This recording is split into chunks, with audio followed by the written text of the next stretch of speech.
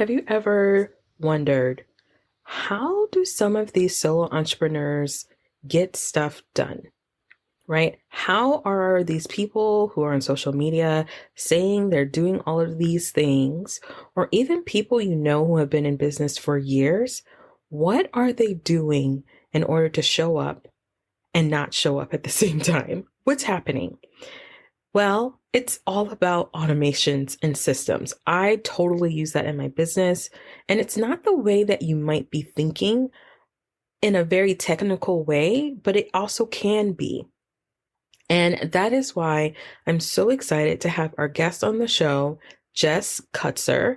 She is a Lyme Warrior, and she designs and automates systems and applications on the back end that have helped multiple people in their business to scale and grow, even using those same strategies in her journey, as she has had different challenges with Lyme disease, relapses with the Lyme disease, and all of those different kind of things, and how she's combined the power of collaborations and automation in order to help create a successful and profitable business for herself and for her clients. So talking about figuring out how to find your own system and your own flow, we really dive in. Jess and I are very conversational. You're going to hear a little bit about her asking a little bit about how I have incorporated my systems and the things that I have chosen to do in my business that gives me the flexibility and the freedom to grow, and the same thing for her. And you're just going to hear some gems along the way, and definitely some questions and mindset shifts, along with some automation tips to help you scale and grow your business with ease. So stay tuned. Welcome to Crafted to Thrive, the globally ranked podcast for entrepreneurs living with chronic illness.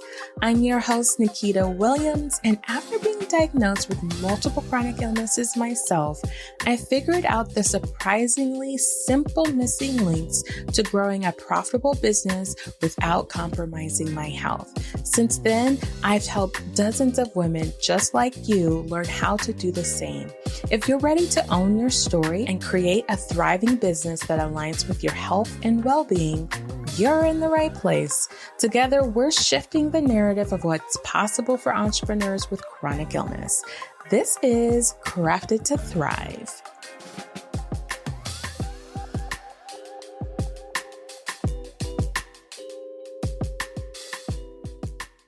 I am so excited to have Jess on the show. You guys probably heard in the intro that I'm so glad she's in my world, but I cannot wait for you to hear more about her. So Jess, welcome. Please tell us who you are, what you do, and where you're from. Thank you so much, Nikita, for having me. You are very important in my world as well. So I'm Jess from Toronto, Canada. Hello from up north.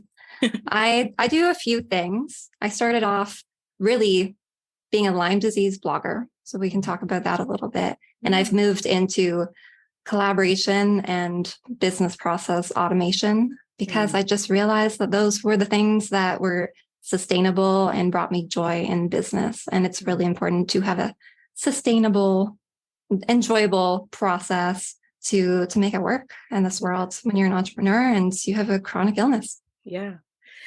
So Jess is okay. So you guys, I met Jess. Has it been a year now? It's been a year or a little bit longer than a year. I think it's been 10 months. Okay. Yeah. I love that you know that it's like a month thing. You don't have to tell me why. I only know this because I'm coming to the end of a program, Summit in a Box, where I found out about you through someone else in the program who was hosting a summit. And then I saw your presentation and made me cry. And then I reached out to you. Oh, that's so funny. Wow. I remember getting an email from you from that summit. And it was the first email, because actually it was the first summit that I had actually done with someone that I didn't really know. And I was crying when I got your message. Like when I got your email, I was like, oh my God, this is why I do what I do. And you were like, I'm so thankful that I have connected with you. And so that is probably the biggest reason why I do what I do, is because I didn't see me. I didn't see people who look like me. I definitely hear women talking about chronic illness and business. And that is part of the reason why the podcast exists and why my business exists. So tell us a little bit more about your story with Lyme disease. And it's so interesting, caveat. side note, whatever we're going to call it. After connecting with you, I was introduced to so many other Lyme warriors. Like it felt like it came out of the woodworks. And this community has like open arms, like completely loved me. I've been asked to speak on other summits. I've gotten emails to be a part of different blogs, other podcasts. And I'm just like, I personally don't have Lyme disease. I have a whole bunch of other stuff, but they just felt like we wanted to include me. And I was just like, oh, I love you guys so much. And so thank you for that, because I think that's partially because of you coming into my world. And so thank you so much. Wow. That's awesome to hear. Yeah. So tell us more about your journey to like where you are now. Okay. So I was really spoiled. I'd say superficial in hindsight. Back when I was 20, traveling and living abroad, just drinking, partying, eating junk food every day, and got really sick on the road. I can't say where it was, but somewhere in Europe or Northern Africa. I got a flu that never went away for years and years, and I had to come home. I struggled to graduate, but did graduate university, and then was basically unemployed and going to specialists all over Canada. And even I went to Cleveland Clinic, and my nephew was born prematurely, and we had to come home the day I was supposed to see the infectious disease doctor. So it took another year before I got the diagnosis. So for the first 2 years of my 20s, I was just degenerating and I couldn't walk. It was getting hard to talk and think. I had dementia. My mom would be driving me to see a doctor, and I'd forget that we were in the car, kind of acting like the way my grandma acts now. Just like, what are we doing? Where are we? So it was a few years before I got the diagnosis. And then once I did, all I did was obsess over health. And I had never been into health. I was just a drunk party stoner kid who didn't care really about my education or my health. I was just having fun and not really thinking about the future. And now I was at a point in my life where my mortality was right in front of me. And just walking circles around the kitchen island was like a huge accomplishment. And I got really into learning about holistic medicine. I decided not to do the allopathic antibiotic route. I met all sorts of doctors. I spent tons and tons of money on my health and became a bit of a Martha Stewart. So making my own bone broth and yogurt and tried all these diets. I did a fast for 30 days. I went keto. I went high carb. I tried all the things, right? And then I'd always wanted to be a writer. So I thought, this isn't exactly what I thought I'd write about. I thought I'd write fiction, but this was all I thought about. And I started to not just get better, and I'm talking 5 years in. I started to not just get better, but I felt healthier than I had felt ever. I had never been the most in shape kid. I was a chubby kid. I'd always come in second last in gym, in track and field. But it got to the point where I was not just walking circles around the kitchen island. I was was listening to The Power of Now and all these spiritual self-help books. I was exercising. I was rock climbing. I was weight training. I was swimming. I got really into being healthy. And there was one point when I could stop taking 60 pills a day and wouldn't relapse, because there were a few years in there where I'd feel good and then I'd relapse. I'd go back to it, feel good, and then I'd relapse. So there was a point where that just stopped happening. So that's when I started blogging about it. And I wrote a book on Lyme disease and learned so much about marketing through this passion of mine. Wow. I think it's so interesting that you're sharing all of the bits and pieces that I don't often hear so many of us talk about in general with chronic illness.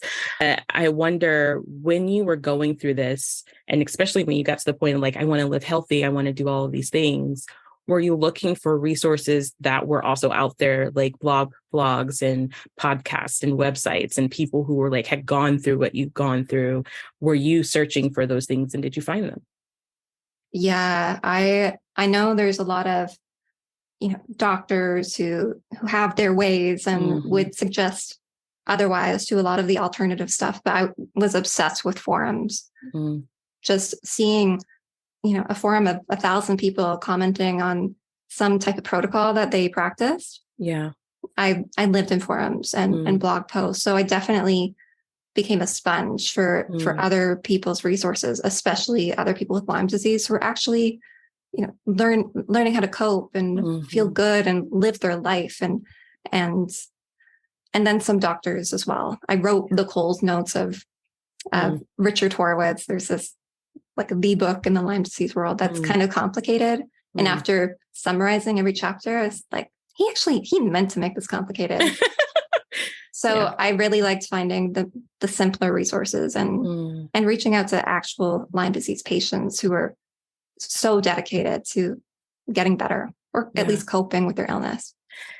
Yeah, I love that you shared that too, because we all know there are forums and communities that are out there, especially living with any kind of chronic illness, where it is not about how to cope and thrive and finding ways. It's like the bashing of the bash, the most negative, like you're just like, you go there and you're just like, oh my gosh, I feel worse than I did, like looking at that. And I think there's more of those than there are, I think, honestly, than there are of like, hey, this is how you can cope and live your life and enjoy your life living with this chronic illness. Would you agree? I actually wrote one article about working with Lyme disease.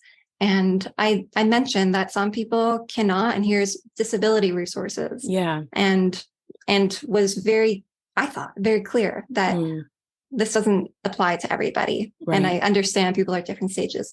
And I got so much hate for this article from Lyme disease patients who are like, you clearly don't understand what it's like to have Lyme disease. I cannot work. I cannot do anything. I think the title was probably more triggering than the amount of people who actually read the article. But I think there's a lot of people who victimize themselves. There's a lot of people who really have the worst of it. I knew a beautiful woman, probably not even in her 30s. We went to the same IV clinic to do these treatments together. The first time I saw her, I thought she just looked so cold because she's wearing these big glasses. She's beautiful, like a model, not smiling. It's like, okay, who are you? But then I talked to her and she had Bell's palsy, hence the glasses to cover them up, and didn't like to smile because the Bell's palsy affected her smile as well. And she was disciplined. She was only eating like cauliflower and turkey and avocado every day and had a PICC line and had been struggling for years. Yeah. So I think it's complicated. Yeah. Health is not just mind over matter, and it's not just physical, but it's really, yes, there's going to be some communities that are super negative and they're just so tired and want people to understand how hard it is for them. And then there's other communities of people who they're not doing great physically. They're in wheelchairs and they're happy and they're positive. Yeah. So it's a mix up. Yeah. I like that you brought that out, because there is, I have experienced that. I've also seen it of other like advocates, especially with endometriosis, because that's one of my chronic illnesses. And when a person tries to put something out there that includes like, yeah, there are these things, there's scales, right? There's the worst, and then there's the like middle, and then there's the not so worse, right? And you can't like appease everyone like in that kind of post. And I've seen people kind of attack those people who have a more positive outlook or more empowered outlook on how they choose that they're going to live or how they're going to deal with the challenge. And it is one of those things to me that really affected how I healed, was depending on like the community I was a part of or the words that I was choosing to listen to.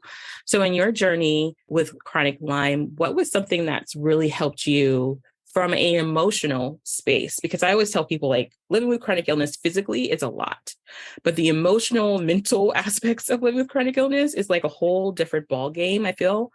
What has helped you like really find a space in a community where you feel supported?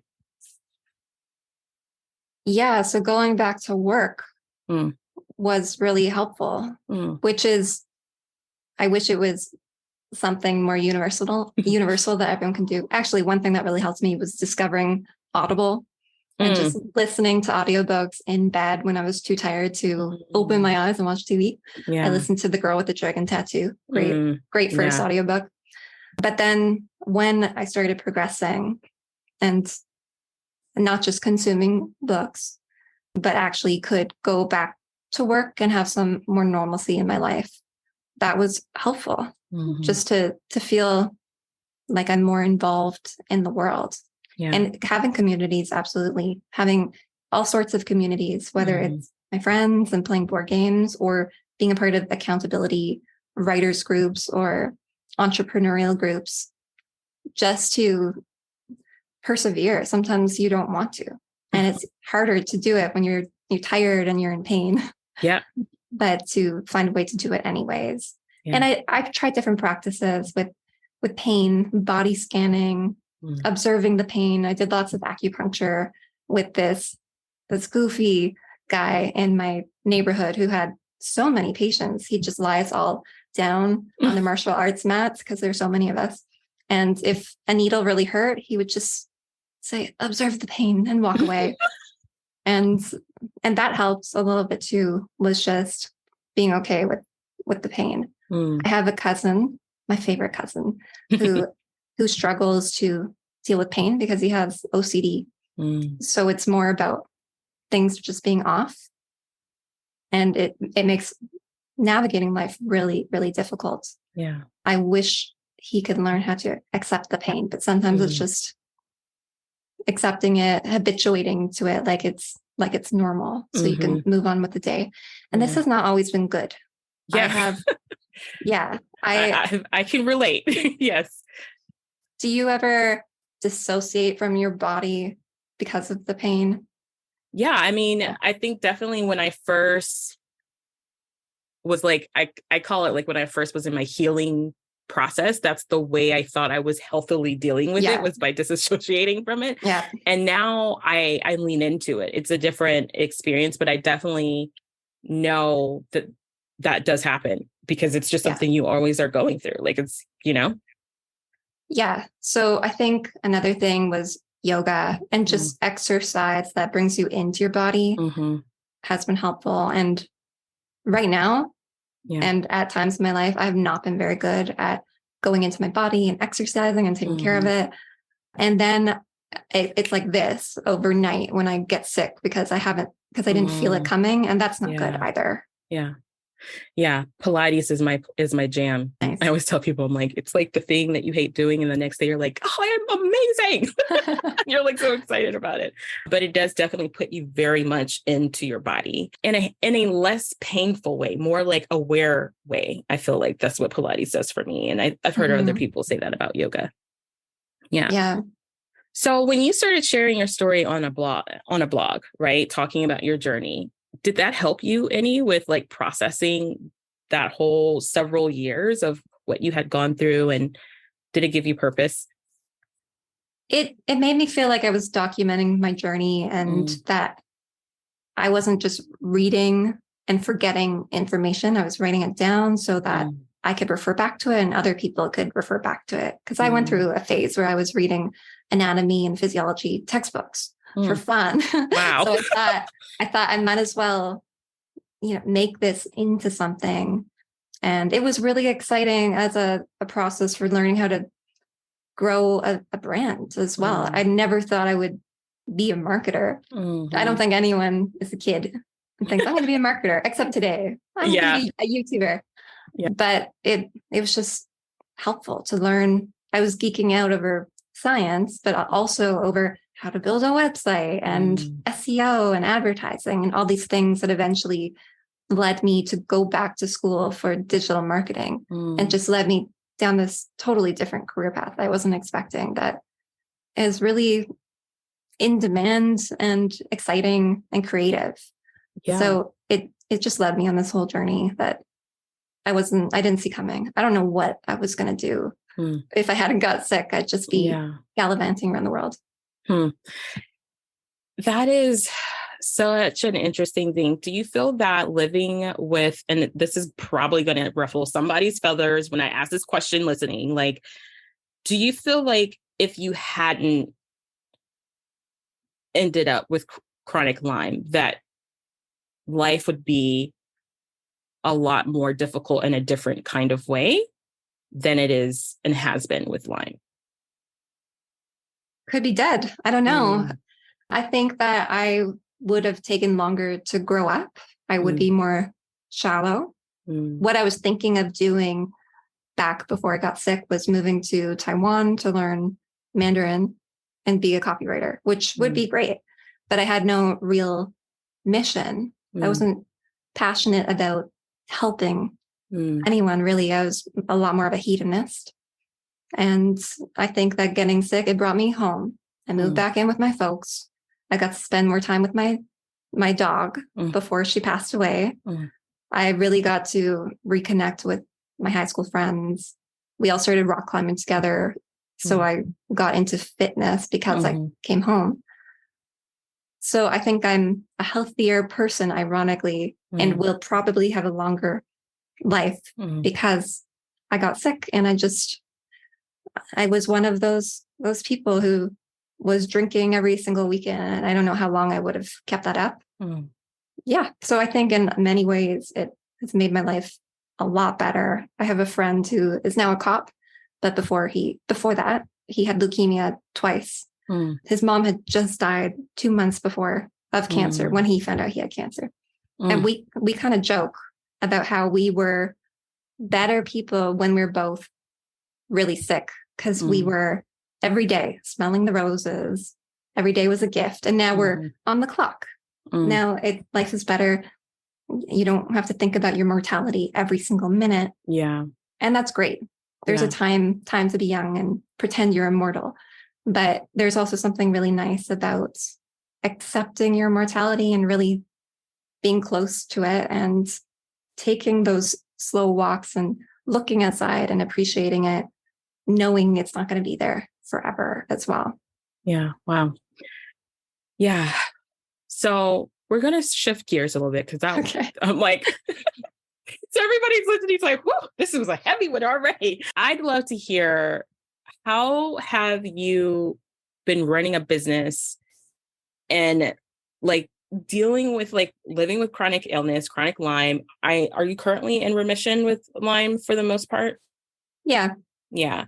Are there other ways that you have chosen to approach your business because of the, I say the predictable of chronic illness life with growing a business?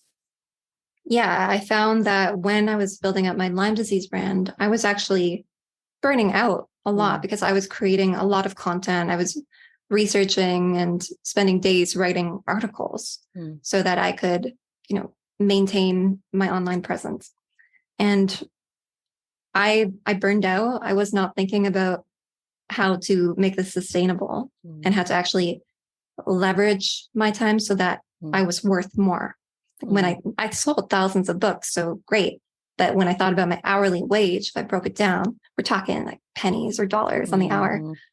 So when I went back to school, I went back to school for marketing to figure out, how do I make more money doing this? Because I have health bills to pay. I want to have a happy life where I'm not stressed out over money and can actually move out of my parents' place.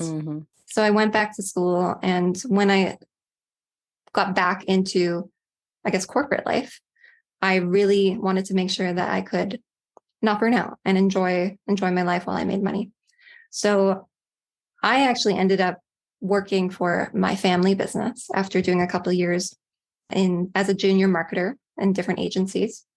And I only went to work for my family because they had a director of marketing who'd fudged numbers. He had lost them millions of dollars. They were really not sure if they could keep their doors open after 50 years of being in business. And they're like, can you come in, replace that guy, let go of $200,000 in outsourced labor, cut ad spend by $450,000 and make more revenue this year? Because if we don't do it, we're not going to make it. And Whoa. Yeah. And the whole business family thing is on my shoulders. Sure. It was a lot. And I would not have done it because of my medical history and the fact that I didn't want to burn out. And I only did it because my parents, my grandparents, my aunts and uncles, like 24 employees I've known my whole life were, their livelihoods were at stake. So I really needed to think about how to do this, first of all. And this is where collaboration and automation became huge for the way I do marketing. So collaborations in the corporate setting for a toy store, in this case, I was thinking about what are charities we can collaborate with, what toy bins can we bring into the store. Once the toy bins are in, like Toys for Tots, then the news, like local TV and radio, just wants to be involved because we all serve the same audience. Yeah. And then when it comes to automation, just automating things like cash flow reports so that you're not stuck in this decision fatigue. Sometimes as entrepreneurs, we are clicking and clacking in dozens of interfaces a day, doing social media, looking at reports, or doing data entry manually so we can generate reports, looking at our ads and Google ads and Facebook ads, trying to redistribute our content. So there are all these little tiny things that need to get done that aren't even complicated, but it's the click work and the repetitive task work that just kills your brain space and keeps you in a robotic brain space instead of a creative, high value, high generating thought process, or just an existential brain space to ponder life. Yeah. So how could I automate all these processes? How could I leverage other businesses so that we could cross-pollinate? And those were things that really, really helped us make an extra $1 million that same year that all the things went wrong. And I brought these frameworks into my own personal brand in 2021, in the summer of 2021, and have built a following and an email list really quickly by doing cross promotions, by podcasting people who at the time, I really wanted to build up an author audience. So I was podcasting publishers, author, marketing coaches, and other people who essentially I wanted to build rapport with. So I was like, hey, I love what you do. Do you want to come talk about yourself? And that is where I had the content, where we're making content together. But more importantly, hitting the stop record button and getting to know each other. And a lot of people, after you stop recording, are like, how can I pay it forward? How can I help you? So it was actually really easy to build up a list of thousands of authors by being collaborative in the online expert space. And then automation, I can talk about, that's a whole other episode, but I don't know how I got so nerdy. It has paid off so much in my life to automate the work of $200,000 in outsourced labor and do it better and faster and more efficiently than humans.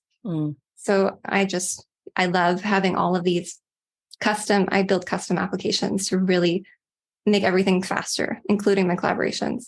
I want to click as few buttons as possible and have a series of triggers and actions go off, whether it's social media, event planning, podcast planning, all the workflows that we have. There's lots of nooks and crannies that we can automate with things like Zapier and Airtable. So I do a lot of that too. It's not just let's automate your with marketing or sales funnel using MailerLite. There's all sorts of ways that you can think like a programmer without doing any coding with no code tools like Zapier. I think, we could talk about automation in so many. It's the world of, for me, that's always, my husband is a techie. He's an engineer. So he's always like, how can this be automated? Like, he's always asking me, how can this be automated? Because it seems like it should just be automated. You do this too much. And it's like, if you're not in that space, I definitely think it's more difficult to think like, oh, how can this be automated? But I think it's pretty cool for you, especially like building a business in a community. It allows you also to have those downtimes, I would imagine, when you aren't feeling that well, or life is happening and you need to be more present with yourself and, life, right? Having automation helps it feel better, be better.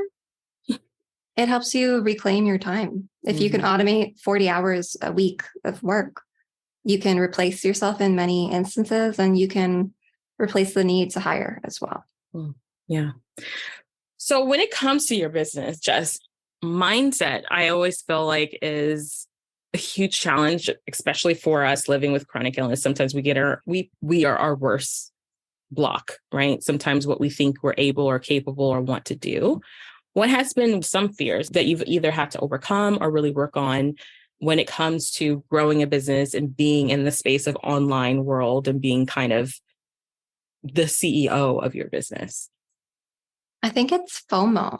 I think just committing to one niche and one offer for me has been really hard. And I find myself changing brand colors and brand messaging and spending time on these things that I could set and forget and walk through a door and just keep walking.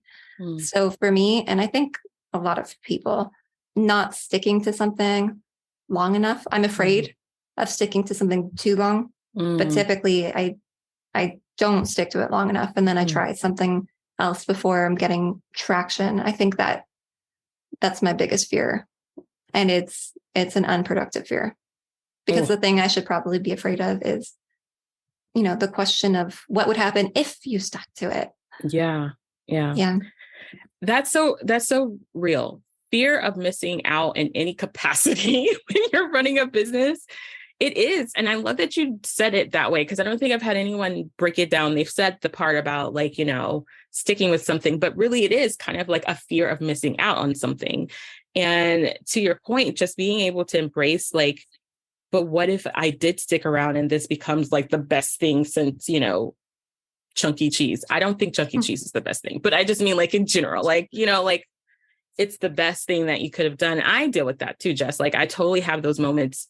I have a coach who's stop changing things, Nikita. She's stop changing things. And a lot of times it's totally, you do not wait long enough to see what you can reap from the seeds you've planted, and I think that's probably one of the biggest things for a lot of creative people, a lot of women specifically, because we are good at so many different things that we kind of want to do them all. Yeah. And it kind of feels like pressure sometimes to stay in one spot. But I like that you brought out that it's really, it's just, if I just think about it in the opposite direction, I'll be more likely to stick to it. What's your thing that you know deep down, if you stick to it, this will happen? Yeah, my thing has been this podcast, honestly. As much as I love my podcast. I love doing it. I love talking with other women. I love, especially when you were talking about collaboration. Collaboration is a huge part of my marketing, yeah, I know. Plan and strategy. You always send introductions to me. Yeah, because that's how I've grown and that's how clients have come to me. The other way clients have come to me is through my podcast. It doesn't produce the kind of stream of hundreds of, leads. But whenever I have a client come from a podcast, I know 100% they will convert. There's never a question. But when you hear everyone talking about oh, you do this marketing strategy and that marketing strategy, you'll get so many more leads and so many all these different things. And I know that I used to do digital marketing. I know that the funnel of that being the case, I have to go through so many more people for me to get the one client versus doing one episode on a podcast. And 3 months later, I have 2 or 3 clients come in. I much prefer that. But at the same time, I'm in an industry as a coach where the noise, and I do consider it noise, that how I should, quote unquote, be marketing is in a different capacity. And so it's I feel maybe I'm missing out. Maybe I'm missing out on doing it a different way. And I have to keep it very my podcast is one place, Instagram is another place, and my email. That's all I'm going to do. People tell me all the time, maybe you should start a YouTube channel. Maybe all of the things. Yeah. All of the things. And I'm just nope, I'm going to stay where I am because that's how I've grown, Yeah. So yeah, that's mine. Good. Keep doing it. Yeah. So what is a mindset that you feel like you have embraced living with chronic illness that has served you in multiple different areas of your life? A mindset. I feel like this might be a very female thing to do, but I do so much research and strategy. Every single day I write in my planner, and it's not great for the environment, but I will rewrite my to-do list every day, even if, I'll rip out the paper and rewrite it because it feels like and putting it in my mind for the next day. So I do a little bit every day, and I have the big vision that I'll check in with and reevaluate maybe once a month or once a quarter. But I'm very focused on minutia of day to day. I think very small and wake up knowing what I'm doing, what I need to accomplish that day. I'll do at least one thing so that I feel like I did something that day. But yeah, really being intentional with my day, so I don't end up waking up and thinking, what do I do? I'm going to go on social media and like things and repost things. I know what I'm doing when I wake up. I love that. Yeah. The mindset of doing what you can when you can, like, and being intentional about what that is. I think that is a mindset that I've learned too, living with chronic illness, because there are some days you are not getting out of that bed. You're just not, you're not getting out of that bed. But maybe, I love, like you were saying, maybe you listen to an audiobook. That's something I can do, right? That's something I can do that still pushes the needle a little bit forward into where I'm going, because now I have more awareness, I have more knowledge, all of those different things, than me sitting there beating myself up about not being able to do the 3 things I had on my list, right? Yeah. And I try to get things done early, and I try to have very loose deadlines when possible. Yeah. So that when you do wake up and you're like, I'm not getting out of bed today, you have the list, you know, what's next tomorrow or when you're ready to do it. And I've definitely had COVID last year and had, it was bad. Like for 2 months, I was just so tired. And for 1 month I was barking. I had a barking cough and it's so tiring. It's tiring. And then you realize it's very humbling as well, because I can be go, go, go. And I've mentioned this to you before, but I can pretend Lyme disease never happened. I'm healthy. For the most part, I wake up and I hustle and it's fine. But then you get sick and have to cancel 50 meetings and cannot do all the things. And it's a huge wake-up call to just not book yourself like that, if possible, and to spread things out a little bit more and live a healthy, balanced life all the time. Not just, okay, I'm good, I'm in remission, let's go, let's run a marathon, but be like, okay, let's sustain this. Yeah. It's definitely, that is a skill, that thing that you're talking about, like when you're in remission and you're feeling good, not to be like, now I'm going to go from 0 to 100. And then you're like, you're at 2 and you're like, oh my gosh, I can't even get to 10. Right. And I think it's a skill to know that the sustainableness of everything, in flare up, not in flare up, in remission, not in remission, comes from being gradual all the time, like being gradual, being like harmoniously intentional about slowing down makes it a lot easier. Good word. Right. Yeah. Yeah. This year, not this year, 2022, at the end of the year, most of my clients took kind of like I don't want to say sabbatical, but they just did less. And it was partially intentional. I always do this every end of the year. I always do less. And I'm always surprised. And I shouldn't be surprised, because this is my thoughts and I've seen it and I've done it intentionally enough times not to be surprised, but I still am. It's how much income we generated by doing less. And we already do less. Like most of my clients are already doing less because of that gradual, harmonial, kind of sustainable business model. And I'm always surprised when I calculate the numbers of what people made within those slower months. I think we were at $50,000 in 2 months doing less. And we're just looking at those numbers. I'm like, that's insane. Wow. That's insane. That's insane. That's insane. Right. How did you do it? I know. Right. I'll have to do an episode about that. I think what we forget is that the ball is still happening. The snowball is still happening, even when you are slow. I think we think the ball has to keep creating new balls, but the one ball that you're pushing down the hall, the hill, at some point you don't have to push anymore. Yeah. It just takes on its own world and does its thing. And I think for most of my clients, they did the intentional work throughout the year. So when they get to the end of the year, they don't have to put the same type of intention into their work, because they can receive, And I think sometimes we'll push too hard at the end of the year, trying to do the extra or prove something or whatever, that we actually miss out on the abundance that's coming our way because we haven't slowed down. I think You that's know, really the reason why.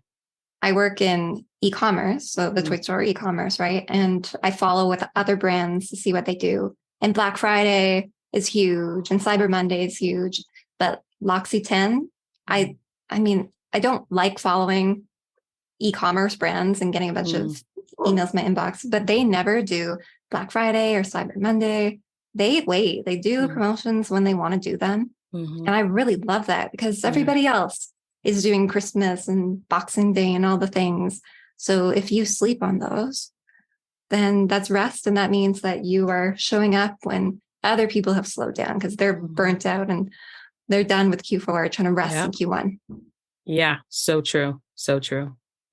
Well, what advice would you give someone? Because I know you do a lot of self-publishing, self-authors. What would you give to someone who is wanting to share their story and like maybe start writing their own book or not even like maybe they want to start blogging, maybe they want to start their own business because of living with chronic illness? What would be one piece of advice you would give them? Find someone who is doing what you're doing, ask them out for coffee so that you can pick their brain or watch YouTube videos, but start with finding out, learning things you don't know, because there's so many things in let's say publishing. Besides, first there's writing the book. How do you structure it, plot and character and dialogue and line editing? But then there's also marketing, production, distribution, cover design. There's all these little things, and it's a little overwhelming, but to understand high level what you're getting into is really good, because then you have an idea of what's coming and can still take it one step at a time. Like, you're not ready for promotion yet. You need to write the book, but it's still nice to have an idea of what container you're about to put yourself in. If it's publishing, if it's blogging, and also have an idea of who you're doing it for. Yeah. Other than you. Is it you 2 years ago? Who you're trying to serve? And make it about serving.